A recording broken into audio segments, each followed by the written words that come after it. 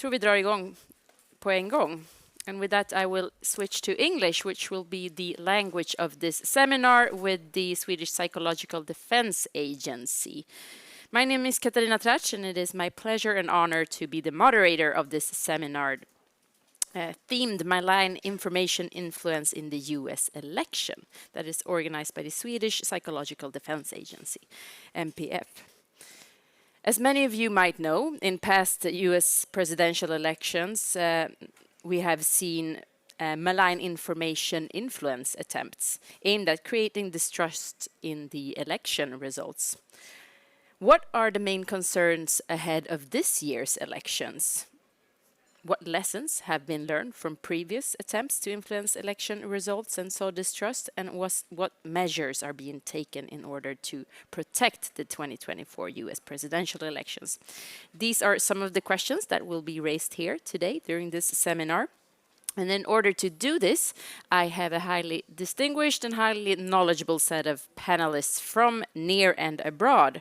First, starting from abroad, we have Michael Weiss, who is the English language editor of The Insider, co-author of the New York Times bestseller ISIS.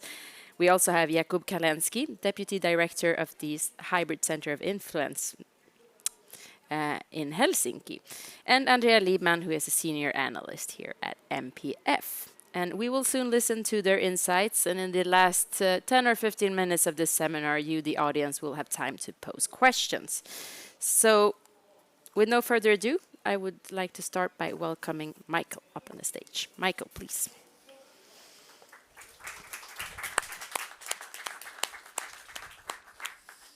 Thank you all for coming. I thought I would start by giving a kind of tour de horizon of the most notorious foreign interference campaign in a US election, which was the 2016 election. I realize this is a mostly Swedish audience, and whereas in the United States we are absolutely exhausted and bored to death hearing about this, I think it's important to kind of relitigate some of the findings, both by the Mueller investigation and 5 different reports issued by the Senate Committee on Intelligence, which actually got into even more detail than Mueller.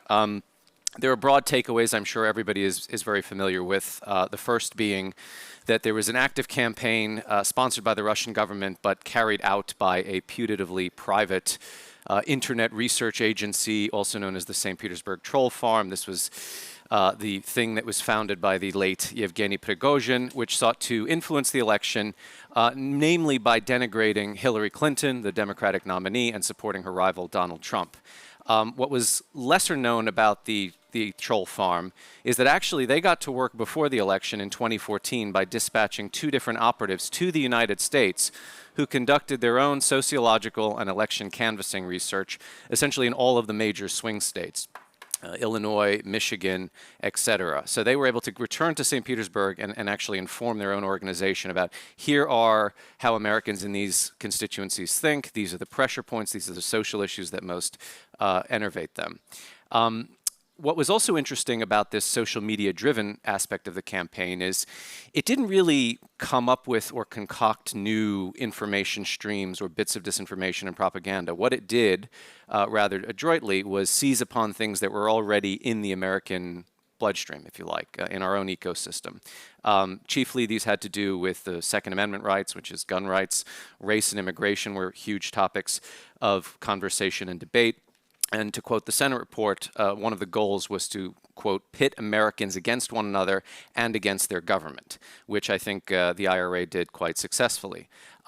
They were very, very skillful at seizing upon what was then a fairly marginal but growing movement called Black Lives Matter, which I will come to again. They also identified both pro-Muslim and anti-Muslim or anti-immigrant and anti-refugee strands and amplified both. So it was very promiscuous in terms of the kind of information schemes that they were pushing. But it's very interesting that the Senate found that no issue was more instrumentalized by the troll farm than that of race. 66% of content posted by Prigozhin's network contained a term related to race. This was on Facebook. 96% of its content on YouTube targeted racial issues and police brutality. Now, in a way, I'm not saying that the Russians had this level of prescience, but it showed that they were already looking at phenomena in America's socio-political landscape, which a few years later exploded onto a national and even international level. With respect to hack and leak operations, the two most notorious elements of this were two different units of Russia's military intelligence service, the GRU, units 26165 and 74455. Both of these units managed to hack into computer networks belonging to the Democratic National Committee, the Democratic Congressional Campaign Committee, and also the email account of John Podesta, who was Hillary Clinton's campaign chief. They exfiltrated hundreds of thousands of communications, and they released them originally through their own cutout organizations or fronts, known as DC Leaks and Guccifer 2.0. These were posing as, in one case, a Romanian cyber activist or hacker, and in another, something that was ostensibly homegrown, given the name DC Leaks. But when they really got into clover here is when they discovered a relationship, or rather solicited and were eagerly accepted into a relationship with WikiLeaks. Which, under the then active control of Julian Assange, made it very clear, both to the GRU and I think to the public at broad, that they were stumping for a Donald Trump victory. I mean, Assange was outspoken against Clinton. He saw her as one of his arch rivals, somebody who was looking to put him in prison, etc. And the timing of these things was quite apt. The Podesta emails, which, again, personal communication between Clinton's campaign chief and other members of the campaign, dropped within an hour of a bombshell Washington Post disclosure about Donald Trump's infamous comments about how he can grab women by the genitals. And this had the potential impact of swaying the election against him, because it was this kind of scandal that would normally sink an American politician. But instead, WikiLeaks and the GRU were able to change the nature of the conversation into internal communications about Democratic Party politics. And one of the issues, which I know from my own reporting, that the Democratic Party had in response was they could not certify that they had been hacked and that these emails were authentic, because they did not have the capability to pour through all of the communication to ensure that, for instance, the Russians were not planting fake emails or polluting or distorting the content. So there was a kind of inbuilt vulnerability on the part of those who might say we are the victims of a hostile foreign intelligence operation, in that they could not be as forthcoming about what they knew as possible. Now, here's an interesting fact about the election interference in 2016, which is, I think, under-publicized, or under-remembered, I should say. One way that Assange and WikiLeaks tried to obscure the provenance of their information was Assange had repeatedly insinuated that Seth Rich, who is a Democratic Party staffer who was murdered in what clearly, or well, not so clearly as I'm about to get into, but what at the time seemed like a robbery gone wrong in Washington, D.C., he implied that Seth Rich was one of his sources, wink wink, was the guy leaking internal Democratic communiques. This was a conspiracy theory that took off like nothing else. It led to the Rich family suing multiple parties who made this baseless allegation.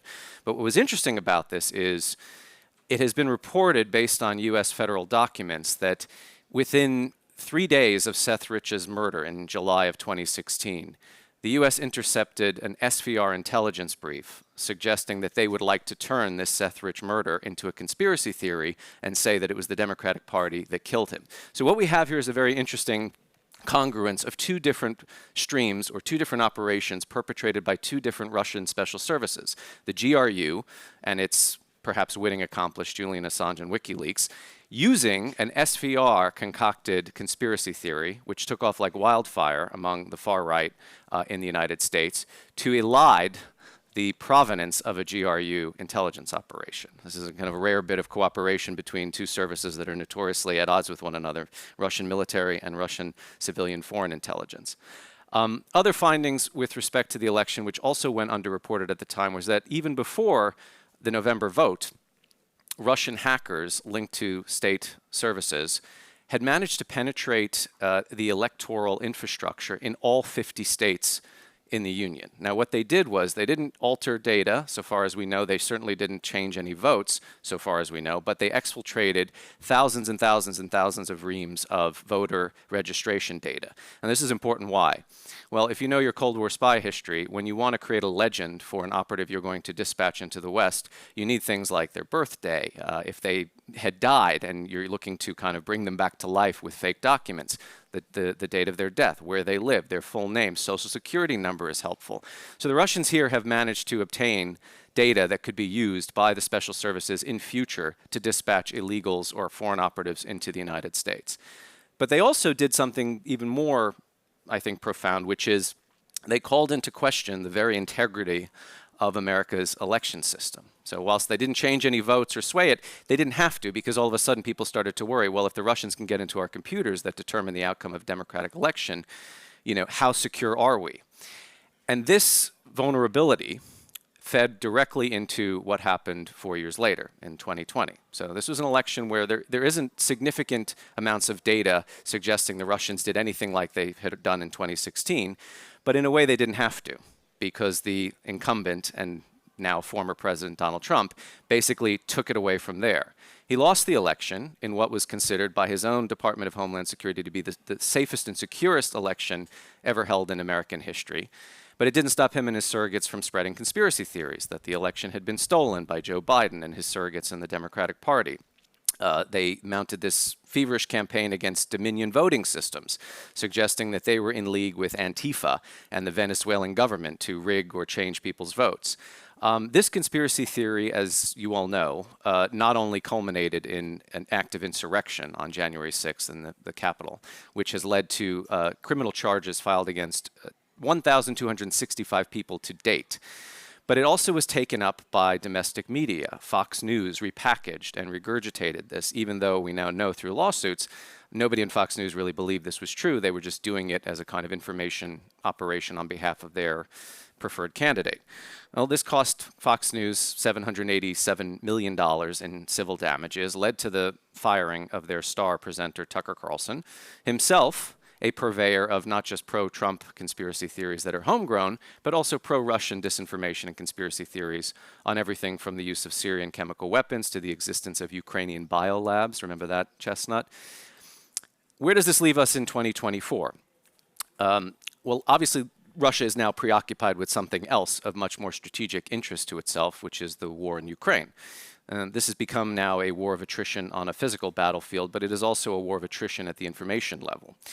Moscow, as we know, has banked on Western exhaustion, a declining interest in Ukraine, translating into a diminution in security assistance. Frankly speaking, it didn't think the United States and Europe would be in the fight for this long. And while it's true that the U.S. electorate's attention has drifted elsewhere, the Israel-Hamas war, attendant cultural repercussions at home, the upcoming Biden-Trump rematch, the economy and immigration, and so on, Washington and Brussels have only increased aid to Ukraine. Moreover, they have escalated in the type of munitions they're providing Kyiv and in their lifting of restrictions on the use of those munitions inside Russian territory. This has led Russia to repurpose its online activity to try and muddy the waters with respect to support for Ukraine. So we've seen recent analyses in the last 2 months by both OpenAI and Facebook, now Meta, suggesting their efforts to sway public opinion are largely focused on lowering support for Ukraine, while also sprinkling in commentary on the US election and Gaza and so on. There's a 2-year-long operation known as Doppelganger, which has targeted all countries in Europe, including countries, excluding, I should say, in addition to countries in the global south, such as Venezuela. Their activity is quite profound, except that social media has learned a trick or two since 2016, and there are better mechanisms in place, you might even call them counterintelligence mechanism at a private corporate level, to knock down these artificially generated commentators, bots, whatever. And also, because there's been such a preponderance of information in the public about Russian concocted schemes, ordinary users are quite able to detect when it's not an authentic American or European speaking to them. In fact, one of the names of another operation is called bad grammar, because so many of these comments tend to be in what you might call a form of Runglish. Now, it is absolutely the case that we have seen in the last year alone MAGA-aligned U.S. politicians such as Marjorie Taylor Greene and Senator J.D. Vance trafficking in anti-Ukrainian falsehoods, falsehoods which are amplified by Russian intelligence fronts and Russian state media. However, a closer look at what they're talking about shows that these narratives too, much like as we saw in 2016, are actually originating from within the United States by far-right domestic actors. So I'll give you an example. Marjorie Taylor Greene recently linked to on Twitter to a fake news story by something called the Strategic Culture Foundation. This is a Russian intelligence front that has been sanctioned by the U.S. Treasury Department. And the fake news in particular suggested Volodymyr Zelensky, Ukraine's president, took U.S. aid and spent it on 2 yachts. To the tune of about $80 million. Vance himself has echoed this general allegation about purloined U.S. aid money going into the pockets of corrupt Ukrainian ministers. But as Thomas Rid and Gavin Walsh have reported in Foreign Affairs magazine, the yacht story began inside the United States in far-right media ecosystems that predate the use of them by Russian state intelligence. So again, we are beginning to see now a replay of what we saw in 2016. Homegrown nonsense, identified and amplified by Russian special services, repurposed by Americans who already believe it, sometimes are swayed by it, or who may have even originated the nonsense themselves. So it's a kind of infinite regression of this stuff. We do Moscow a favor, I think, when we pretend that they are always the source or the provenance of our own psychosis. More regularly, how they act is as happy eggers on of it. The analogy I would use is if the American electorate is like lemmings running off a cliff, the Russians are standing at the precipice of the cliff with signs saying, keep going, you're doing great, right? They want us to commit suicide at the level of epistemology and the level of social cohesion. Now, this is where I see the main danger for 2024. And we have, just a few months now until a U.S. presidential election, and the first debate, I think, is tonight between Biden and Trump. I fully expect to see the GRU and the SVR try their usual shenanigans, attempting to hack into political campaigns, state infrastructure, muck about on social media, even though, as I mentioned, there are stronger antibodies that have been built up at the government and private sector levels. But in a sense, they can afford to be a little less successful this time around, and that owes, again, to very homegrown or domestic considerations. Social cohesion, I would argue, has frayed, perhaps irrevocably, in the United States in the past 8 years. And I don't pretend to be a sociologist on this issue, but to my mind, there are several factors at play here. Number one is the COVID pandemic, and now increased resentment about excessive measures that were taken to curb its spread, such as school closures, measures which, by the way, even policymakers acknowledge were excessive and counterproductive. Fauci came out and said we shouldn't have shut down schools. I know I'm here in Sweden where you guys are seen as sort of the bastion of sense and enlightenment on this thing. Another major factor or precipitant was the police murder of George Floyd and the rise of Black Lives Matter. Remember, what the troll farm identified as a then somewhat marginal social movement blew up into a national phenomenon with international repercussions. We saw BLM activists in London, in certain European countries, showing solidarity out of a sense of racial justice in the United States. This is now also facing a severe pushback due to perceived excesses in the racial justice program, including the adoption and now rescission of DEI policies in U.S. government and U.S. companies on universities or in universities. This is the focus of a very influential counter-movement spearheaded by conservative activists and politicians such as Ron DeSantis in Florida and some of the aforementioned MAGA cases who are very vocally anti-Ukraine. Another factor is October 7th. So not only did this take away attention from the war in Ukraine, Hamas's attack on Israel and Israel's resulting war in Gaza has led to a spike in anti-Semitic incidents in the United States. There was an attack on a synagogue, parishioners in a synagogue in Los Angeles just this week. It's also led to a rise in pro-Palestinian demonstrations across the country, including occupations, basically, student-led occupations on U.S. university campuses. This is perhaps the most polarizing discourse in America at the moment, and it's already lasted about 8 or 9 months, and it will continue for the foreseeable future, well into the 2024 election. And certain pundits and commentators suggest that it will have an impact, perhaps a decisive one, on determining the outcome of that election, given the demographics of Arab and Muslim communities, particularly in Michigan, another big swing state that Biden would have to win. I would argue that one of the biggest issues we faced, and sorry if I'm running too much time here, is the debate about disinformation and foreign interference itself has become so controversialized and radioactive in my country. I mean, we're sitting here in a forum sponsored by an agency that is meant to study foreign disinformation and interference. In the United States, you can't have a sane or sensible discussion about this anymore. Serious scholars of the subject are vilified as agents of some Orwellian thought police. They have seen their NGOs and their research facilities shut down due to litigation leveled against them by people that they say are purveyors of disinformation. And this is a problem that is kind of dialectical. So while the pro-Trump right might have its alternative facts, we are seeing now, even in media institutions, some of which I've worked for in the past, a kind of left-wing version of this, which suggests that moral clarity trumps the actual fact-based gathering of news. And people, veteran journalists at news organizations, are leaving their jobs and saying that, you know, complicated facts or nuances in stories that are in the public interest, whether about immigration, or war, or social issues, are being treated as anathema and therefore consigned to the dustbin within news gathering organizations. The right leans into this and says, you see, we told you, this is the culture war that we're fighting.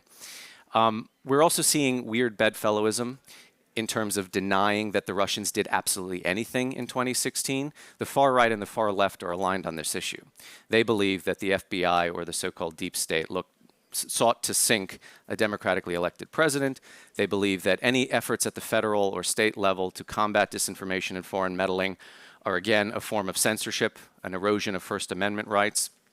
So basically, you have this emerging view, which has taken hold among quite a large swath of the population that, you know, there was no collusion, but also the GRU and the IRA did nothing, right? So it's either the Russians installed Donald Trump or they did absolutely nothing. There's no room for a gray area zone here. So I do need to wrap it up, yeah? We need to wrap it up, Okay. but we will get back to this in the discussion with all of the panelists. Okay. So I'll leave it there for now, and hopefully I can make a few more remarks All right. later on. Thank you very much, Michael. Sure. Thank you very much, Michael, for that very interesting presentation. I could continue listen to this. There's so much to dig into, and we will do so in the following discussion. First, we'll broaden the perspective a little bit by hearing from Jakub Kalenský about sort of how the situation in the US relates to the global context of malign information influence attempts. So, Jakub, please.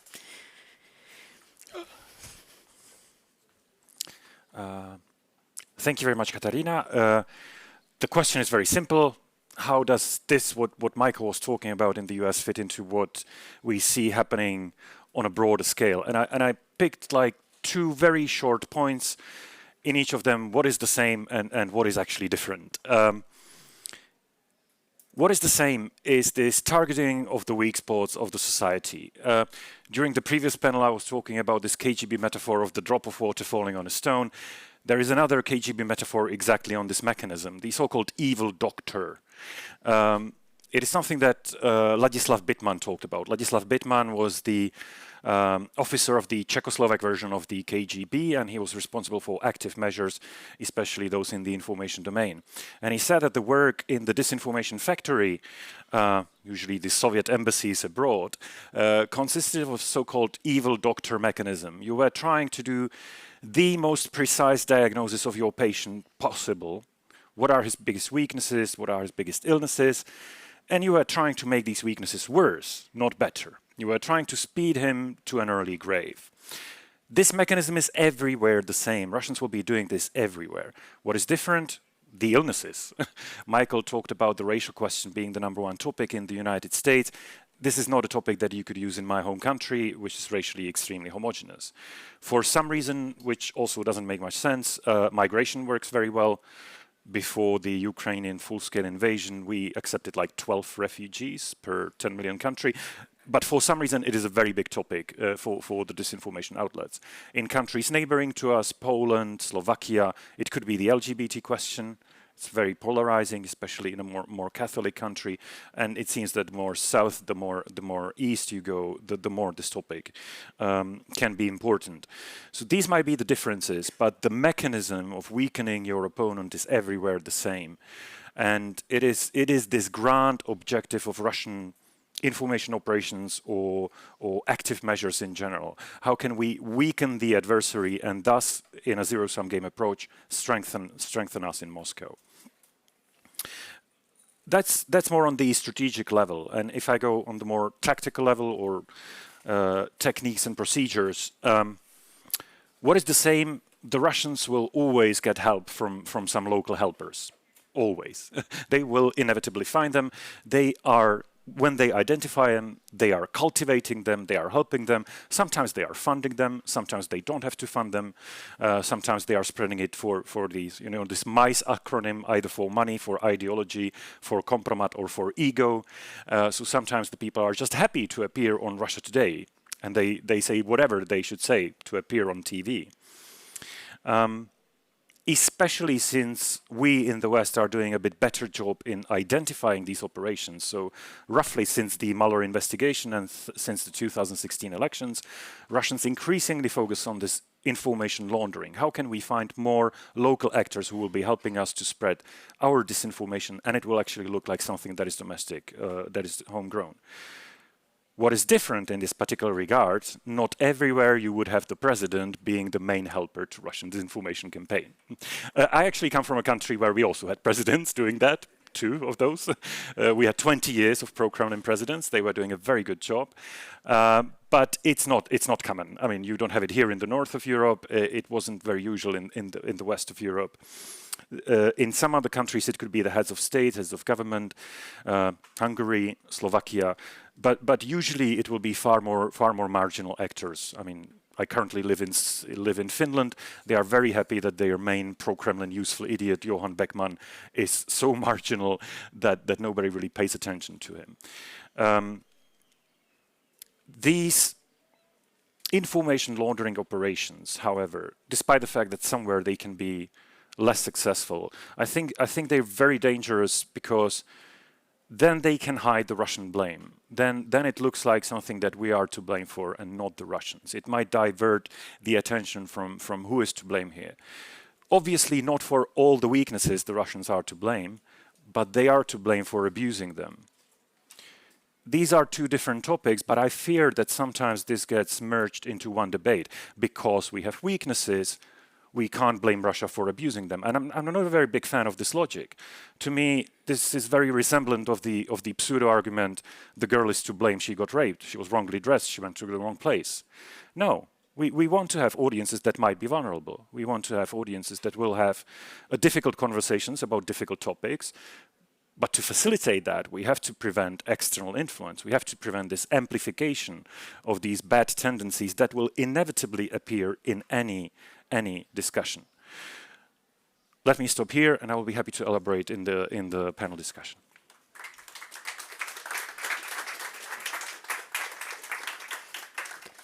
Thank you, Jakub, for broadening that perspective. And finally, before we move on to the discussion, we'd like to hear from MPF's very own Andrea Liebman about, not the least, the technologies being used in various information influence attempts.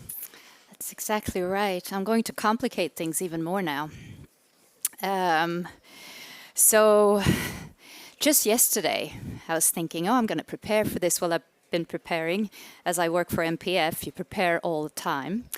So I thought, look things up on Anthropic. It's an American company. Their Claude 3 Sonnet, new large language model. Let's see what comes up when it comes to the US elections. Anyone used it here? It's very new. It's just recently published. They have a few other ones. How about ChatGPT? You used it here? Show of hands? Okay, that's a bit more. All right. But this sort of shows a little bit that not everyone, but it will come. Pretty much everyone, I would say, in a few years from now, will be using these large language models and other AI services to inform yourself about stuff, analyze things, and so on and so forth. So I'm talking to a friend, colleague, and I was saying, I was looking this up, and Trump and Biden, nothing came up. And then he's like, interesting. Well, how about like alternative candidates? Kennedy, Robert Kennedy, nothing.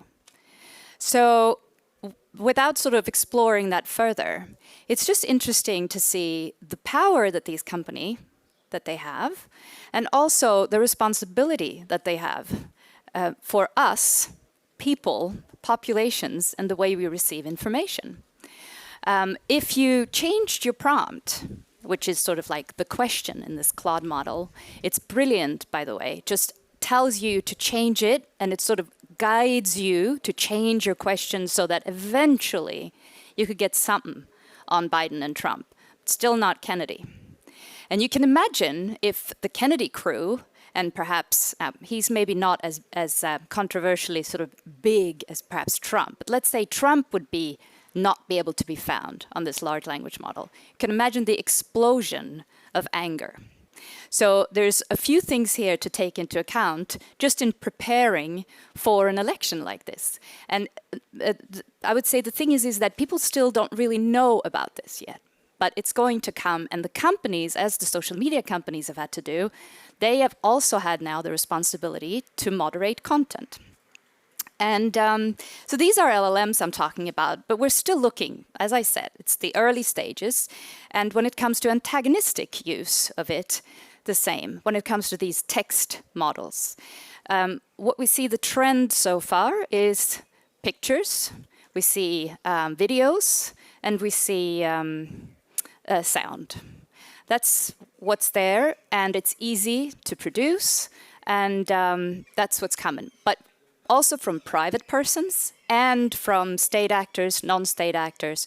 So the bar has lowered now. Everyone, it's accessible to everyone. So of course the threat picture changes. And it's been, and what I'd like to say further is that, which actually my boss Michael once said, an important factor for the effect of AI-generated information influence is the possibility of spreading it and reaching target groups. So that's the next level. And where with the help of generative AI, which is the images, sound, and video, it becomes faster, cheaper, and easier to reach out with these antagonistic messages. So the development of social media and other means of communication, such as gaming platforms, also need to be considered when action options are developed to deal with these future challenges, risks, and vulnerabilities. And ahead of the US elections now, just to quickly tie it to that before I wrap up, we've seen AI-produced videos attempting to appeal to right-wing voters with false messages, sort of like meddling with the ideas of these far-right groups. We've seen AI-made robocalls intimidating President Joe Biden, targeting voters in the primary. Urging them to vote, and we've seen not to vote, I'm sorry, it's a very important one actually, and we've seen videos circulating on social media purporting to tell the story of a troll farm in Kiev, targeting the US elections. And in these videos, a woman named Olesia, she speaks English with a Slavic accent, and she gives a first-person account of how she and her colleagues initially worked in support of Ukrainian President Kalenský. And then she says, after a visit by mysterious Americans who probably were the CIA, the group began sending messages to American audiences in support of President Biden. So there's this both sides, and the purpose of this type of creating these fake videos is, of course, to cloud the political debate ahead of the elections coming now. And in addition to these videos, US researchers and government officials, they say that Russia has created a handful of fake American local news sites. So we see this trend of creating websites that we've talked about in previous seminars, and using them to push Kremlin propaganda interspersed with stories about crime, politics, and culture. So sort of a wide array of issues. So to finish up now, due to the challenge of actually detecting AI content, which we talked about in previous seminars as well, and estimating its quantity and spread, it's quite hard to judge impact of of AI. And so far, we don't have that kind of yet. While AI certainly has the potential to revolutionize the world of disinformation, it has not done so yet. So AI is used to sort of certain tasks for now within the disinformation production and distribution cycles, such as information laundering, rewriting, translating, automation. That's where we are at the moment.